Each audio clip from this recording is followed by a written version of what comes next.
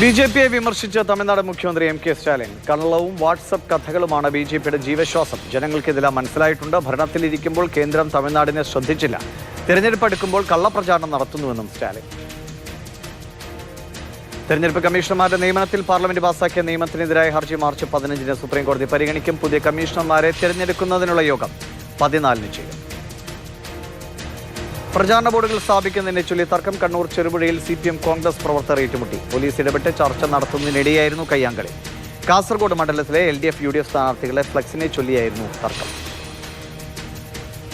തെരഞ്ഞെടുപ്പ് ബോണ്ട് കേസിൽ സുപ്രീംകോടതി വിധി മരവിപ്പിക്കണമെന്നാവശ്യപ്പെട്ട് രാഷ്ട്രപതിക്ക് കത്തയച്ച ബാർ അസോസിയേഷൻ പ്രസിഡന്റിനെ നടപടി വിവാദമാകുന്നു. സുപ്രീംകോടതി ബാർ അസോസിയേഷൻ പ്രസിഡന്റ് അതീഷ് അഗർവാളിനെ ഇത്തരത്തിൽ കത്തെഴുതാൻ ചുമതലപ്പെടുത്തിയിട്ടില്ല എന്ന് അസോസിയേഷൻ.